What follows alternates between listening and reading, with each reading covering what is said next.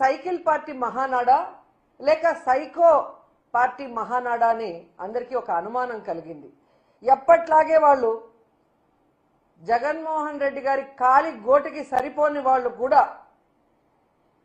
ఏ విధంగా రెచ్చిపోయి మాట్లాడుతున్నారో మనం చూస్తున్నాం. అలాగే జగనన్న ముందర నించోడానికి ధైర్యం లేనోళ్ళు కూడా మైకులు ముందున్నాయని ఎలా మాట్లాడుతున్నారో మనం అందరం కూడా గమనిస్తున్నాం.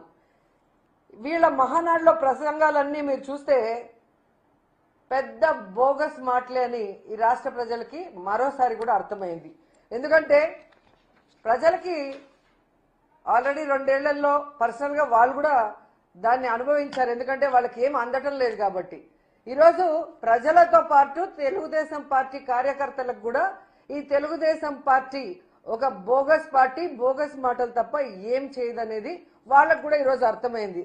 అందుకే టీడీపీకి 70 లక్షల మంది కార్యకర్తలు ఉన్నారు అని చెప్పి ప్రగల్భాలు పలుకుంటారే, మరి ఈరోజు మీరు చూస్తే హైబ్రిడ్ మహానాడు అని నియోజకవర్గాల వారీగా డిజిటల్ స్క్రీన్స్ పెట్టి కుర్చీలు వేసి మీ స్పీచ్లు వినిపిస్తుంటే ప్రజలు సరే వాళ్ళు ఎలాగూ రారు, మీ వల్ల ఉపయోగం లేదని తెలిసిపోయింది కాబట్టి మరి టీడీపీ కార్యకర్తలు కూడా ఎందుకు ఆ డిజిటల్ స్క్రీన్స్ ముందు కూర్చోట్లేదు, మీ స్పీచ్లు వినట్లేదు అనేది ఒకసారి మీరు ఆలోచించండి. ఎందుకంటే ఈరోజు hybrid Mahanadu utter flop Mahanadu అని మరోసారి ప్రూవ్ అయింది.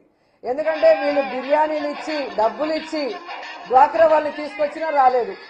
ఆఖరికి చూడండి, స్టేజ్ మీద ఒక పక్క స్పీచ్లు వస్తుంటే ఓ పక్క రికార్డింగ్ డాన్సులు పెట్టారు.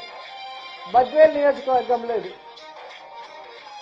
సో రికార్డింగ్ డాన్సులు పెట్టి డ్వాక్రా మహిళల్ని బలవంతంగా తీసుకురావడానికి ప్రయత్నిస్తున్నారు తప్ప తెలుగుదేశం పార్టీ నాయకులు కార్యకర్తలు కూడా ఈరోజు తెలుగుదేశం పార్టీ నాయకులు చెప్తున్న స్పీచ్ల్ని వినట్లేదు. అంటే ఈ తెలుగుదేశం పార్టీ కూటమి ప్రభుత్వం ఏ విధంగా అట్టర్ ఫ్లాప్ అయింది, ఏ విధంగా ఈ రాష్ట్ర ప్రజల్ని మోసం చేశారనేది మరోసారి ప్రూవ్ అయింది. ఈరోజు